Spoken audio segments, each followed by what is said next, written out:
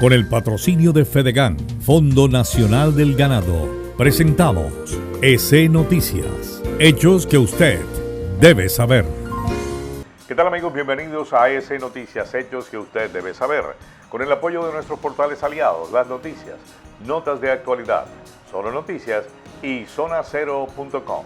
Si tiene algún inconveniente en su barrio o sector, envíelo a nuestro WhatsApp al 322-677-0369. Les recuerdo el WhatsApp 322-667-0369. Con la cámara de Jorjan Javid y Johnny Fernández, la dirección de Douglas Javid, le damos la más cordial bienvenida a EC Noticias, hechos que usted debe saber. EC Noticias. La Defensoría del Pueblo alerta sobre el accionar de grupos armados de cara a las elecciones del 2026. La defensora del pueblo, Iris Marín Ortiz, presentó en Bogotá la alerta temprana electoral 2025-2026, un informe preventivo basado en 14 variables de riesgo y en la presencia territorial de la institución en los más de 1.100 municipios del país. 5 municipios de nuestro departamento requieren acciones urgentes por parte de las autoridades de cara a las elecciones próximas. Estas poblaciones son Baranoa, Campo de la Cruz, Luruaco, Malambo y Polo Nuevo. La Defensoría del Pueblo emitió la Alerta Temprana Especial Electoral 2025-2026, documento en el que se advierte que más de 600 municipios del país tienen distintos niveles de riesgo de cara a las elecciones legislativas del próximo 8 de marzo de 2026 y la primera vuelta presidencial del 31 de mayo. Para la elaboración del mapa de riesgo, la Defensoría del Pueblo tuvo en cuenta 14 variables, entre ellas la amenaza que agrupa las acciones armadas contra la población civil, confinamientos y desplazamientos y los factores de capacidad y vulnerabilidad institucional que miden la robustez del Estado para enfrentar estos peligros. Distinguiendo diferentes tipos de nivel de acción. Acción inmediata que se debe concentrar en...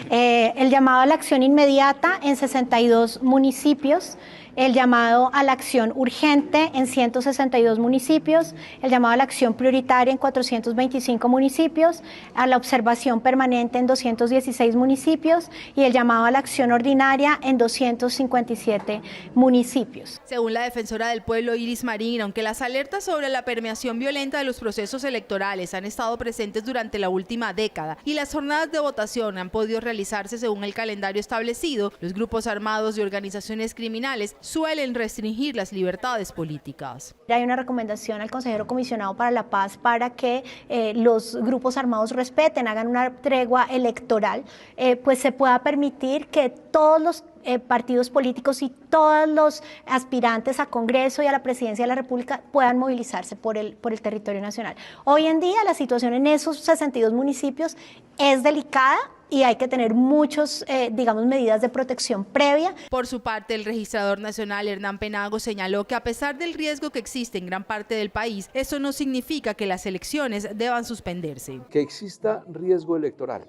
en algunos municipios de Colombia, en nada implica que se puedan suspender o aplazar las elecciones de nuestro país. Es decir, esos riesgos son acciones para mejorar las condiciones de los lugares, pero de modo alguno significa que puedan dar lugar a aplazar o suspender elecciones en Colombia. En el caso de la región Caribe, de los 135 municipios, 7 presentan riesgo con llamado a la acción urgente o riesgo alto, 81 con llamado a la acción prioritaria y 47 en observación permanente. Desde La Picota señalan a otros jefes de bandas criminales en la masacre de Pinal del Río. Un informe de inteligencia lo atribuyen al Negro del Rubí y a alias Jonathan Castor y Digno Palomino se desmarcan y dicen que no hacen parte de sus filas.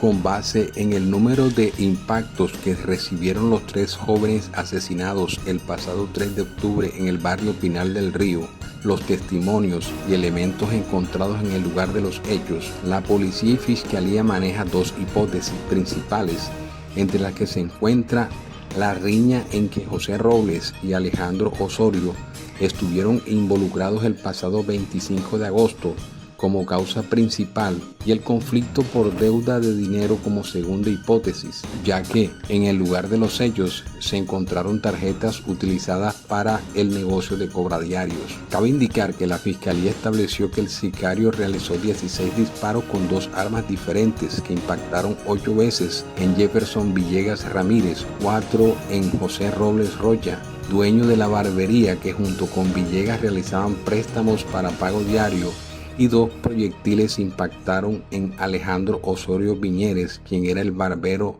del lugar desde hacía 6 meses. La inflación anual de Colombia se ubicó en el 5.18% en septiembre, 0.63 porcentuales menor que la reportada en el mismo periodo del año inmediatamente anterior, que fue del 5.81%, informó este martes el Departamento Administrativo Nacional de Estadísticas, DANE. La inflación en Colombia sigue cayendo y prácticamente está cumpliendo o completando 1 año y medio con una tendencia bajista. El DANE reportó que en septiembre la inflación anual tuvo una variación del 5,81%. Es la primera vez desde diciembre del año 2021 que la inflación se ubica por debajo del 6%. Analistas dicen que por datos como estos, el Banco de la República podría seguir bajando sus tasas de interés. Un nuevo atentado contra un guardia del INPEC se registró este martes. En esta ocasión, el hecho violento se presentó en la ciudad de Cali. El funcionario había terminado su turno en la cárcel de Villahermosa y cuando se transportaba en su vehículo, le dispararon a quemarropa. La víctima fue identificada como Jimmy Flores Salazar, quien falleció en el lugar del atentado. Este es el tercer guardián del INPEC asesinado en menos de una semana en Colombia.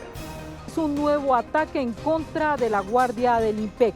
Fue asesinado en la ciudad de Cali el dragoneante Jimmy Salazar. Él salía de su turno de la cárcel de Villahermosa y luego fue alcanzado por personas que aún se desconocen y acabaron con su vida. Ya son 6 ataques que se registran desde el pasado viernes, 4 muertos. Y avanzan las investigaciones y también las medidas que ha anunciado el gobierno en INPEC, la policía y la fiscalía de fortalecer una unidad para investigar estos casos. También una recompensa que aún está activa de 50 millones de pesos y también algunas acciones en contra de bandas criminales que han amenazado a los guardianes en los establecimientos carcelarios. 25 años han pasado desde la masacre de Nueva Venecia, un 22 de noviembre del año 2000. Y pese a existir la sentencia del Tribunal de Justicia y Paz de Barranquilla del 2021, aún no hay reparación del Estado para decenas de víctimas. La respuesta que dice el director Michael Sabatín, él dice que él no tenía conocimiento de la situación que se estaba presentando. Ya se le puso en conocimiento, se buscó la manera de que él diera la entrevista aquí con todos nosotros y se comprometiera, lo cual el señor omitió y prefirió irse para adentro y no conceder la entrevista. Quiero dejar también claro a toda la opinión pública que nos siguen victimizando como tal esta población. Que lo sepa el director ADIC y hasta el propio presidente Petro de todo lo que hacen con la población víctima del conflicto armado. Aquí vinimos a buscar una solución por parte de la unidad que era el que nos entregara las cartas cheque para poder reclamar los recursos, porque los recursos sí están como tal. Bueno, no hubo solución exacta. Él dice que el viernes es que tiene una respuesta, pero aquí se buscó que él brindara una entrevista y se hiciera unos compromisos a la opinión pública de que sí se iba a hacer la gestión, el cual omitió y se evadió. EC Noticias. Desde niña me han enseñado que cuidar y sembrar árboles es amar al planeta. Por eso hoy en mi finca el ganado crece en medio de condiciones de bienestar animal y sistemas silvopastoriles. Y mi legado es una ganadería que reforesta, cuida el agua, protege el medio ambiente, es rentable y autosuficiente. Somos mujeres rurales, somos evolución hacia una ganadería sostenible. Una campaña del Ministerio de Agricultura, FEDEGAN, Fondo Nacional del Ganado. PGN solicita a la Alcaldía de Cartagena el plan de traslado del mercado de Basurto. Sería el segundo en la historia del mercado cartagenero. Para verificar el cumplimiento de órdenes judiciales y administrativas, la Procuraduría solicitó a la Alcaldía de Cartagena presentar un plan de acción para iniciar el traslado del mercado de Basurto. Esto con el fin de verificar el cumplimiento de órdenes judiciales y administrativas emitidas por distintas autoridades con el propósito de consolidar la transformación estructural de ese sector de Basurto. El Ministerio Público insistió en que no se puede posponer más una decisión ordenada por varias autoridades judiciales. La Procuraduría hizo una serie de solicitudes puntuales para la transparencia total en cada paso. Por ejemplo, pidió la lista completa de actores involucrados en el proceso, desde vendedores, instituciones y hasta comunidades cercanas, que deben ser escuchados para evitar conflictos y favorecer acuerdos duraderos. Cepeda, Carolina Corcho y Daniel Quintero sostuvieron una reunión con el presidente Petro. Tras esta reunión de los tres candidatos del Pacto Histórico, con el presidente Petro en la Casa de Nariño se conoció que la consulta para elegir a un candidato único a la presidencia continúa. Cepeda publicó en su red social X que la consulta sigue adelante y la candidatura elegida va a la consulta del Frente Amplio en marzo del 2026. A las 9:30 de la mañana, el precandidato presidencial del Pacto Histórico, Iván Cepeda, inició un recorrido por la carrera séptima en el centro de Bogotá en el marco de su campaña para quedarse con la candidatura única de la coalición. Pues sí, los movimientos sociales, hemos encontrado mucho apoyo en las organizaciones sociales, comunitarias, en las juntas de acción comunal, donde vamos está la gente muy activa y eso nos alegra mucho. Con volanteo y acompañado de otros integrantes de la colectividad que decidieron bajarse de su precandidatura para apoyarlo, quiere fortalecer su presencia en la ciudad de cara a las consultas del 26 de octubre. Entiendan que es toda la ciudadanía de Colombia la que puede participar para elegir la candidatura única del progresismo, pero también las composiciones de las listas a las cámaras y al Senado. Rebelde, que nos ayude Bogotá a derrotar las maquinarias dentro del Pacto Histórico y que votemos por la integridad y por la verdad que representa Iván Cepeda este 26 de octubre. Con el respaldo de Pizarro, Muhammad y Gustavo Bolívar, entre otros partidarios, Iván Cepeda pretende consolidar la unión dentro del Pacto Histórico para hacerle frente a la precandidatura de Daniel Quintero, quien ha generado la división dentro del partido y se perfila como su más duro rival. En China, condenaron a muerte a exministro de Agricultura por corrupción.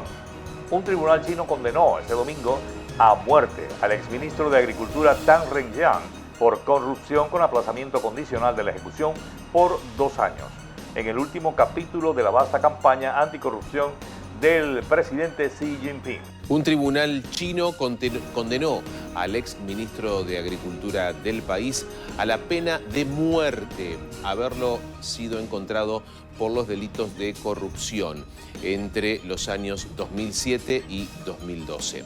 Se le imputa haber recibido coimas por un total de 68 millones de dólares. Y en esta oportunidad se trata del exministro Tang Renjiang. Y este es un nuevo capítulo de la vasta campaña anticorrupción del presidente Xi Jinping. Según lo que dictaminó el tribunal chino, Tang aceptó sobornos en efectivo y bienes por un monto de 268 millones de yuanes. Y este tribunal, que fue compuesto por jueces y también por miembros del pueblo, tuvo lugar en Changchun, en la provincia nororiental de Jilin. Estos sobornos causaron pérdidas muy graves para los intereses del Estado y del pueblo y justificaban, por lo tanto, la pena de muerte, según un comunicado del tribunal. El texto añadió que el acusado confesó sus crímenes y mostró arrepentimiento.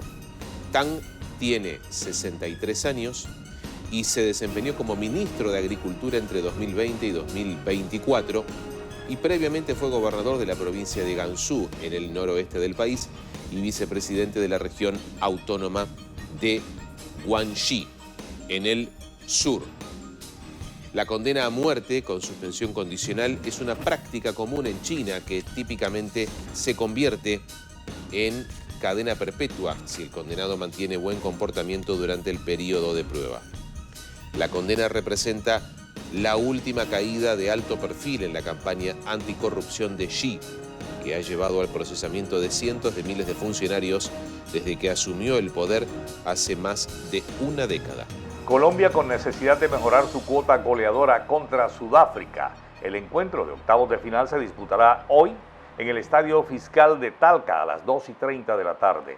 Colombia afronta los octavos de final del Mundial Sub-20 de Chile con la necesidad de resolver sus carencias de cara al gol si quiere derrotar a Sudáfrica, uno de los equipos más sólidos de la primera fase, y avanzar a cuartos de final, donde podría enfrentarse con España o Ucrania. No, orgulloso del equipo que tenemos, una gran selección, era un grupo bravísimo, ya lo sabíamos, porque lo hemos analizado, sabíamos que iba a ser un grupo muy bravo.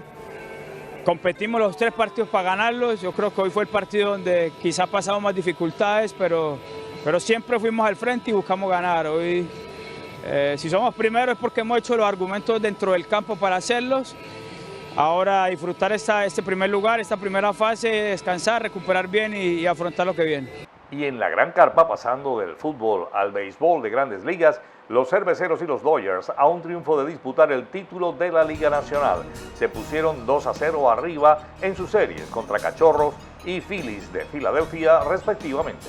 Dodgers contra Phillies, juego 3. ¿Qué le está pasando a los Phillies? Entraron a postemporada como el segundo mejor récord de la Liga Nacional y se están quedando atrás. No han jugado mal, pero no están saliendo las cosas para ellos. Empezaron bien el juego 1, con un triplete de Realmuto que trajo 2 y un sac fly de Bader que lo empujó. Además de un trabajo decente de Christopher Sánchez en la loma, que permitió solo 2 carreras. Pero aquí entran los Dodgers, que para sanar sus problemas de bullpen, decidieron mandar lanzadores que normalmente son abridores, como fue con Tyler Glasnow y Rocky Sasaki. Después de anotar estas 2 carreras ante Sánchez, en la séptima entrada, Oscar Hernández batió un palo de 3 carreras que se dio el marcador. Glasnow y Sasaki entraron a poner el 0 y Dodgers se llevaron el primer juego, una gran remontada. En el juego 2 fue casi al revés. Jesús Luzardo estaba tirando una joyita en la loma, hasta que permitió 2 carreras a mano de una jugada de selección que batió Kike Hernández y un sencillo de Will Smith que trajo 2, una contándole a Luzardo. Después Ohtani batió un hit productor también. Blake Snell fue el pitcher ganador y estuvo implacable. En 6 entradas no permitió nada más que un hit y se llevó 9 ponches. Fue el bullpen de los Dodgers el que le abrió la puerta a la producción de los Phillies, con un sencillo productor de Turner y un doble de Castellanos que empujó 2 carreras, pero hasta ahí quedó. Los azules pusieron la serie 2-0 con rumbo a Los Ángeles. Se enfrentarán en la loma Aaron Nola y Yoshinobu Yamamoto a las 6:08 hora del Pacífico.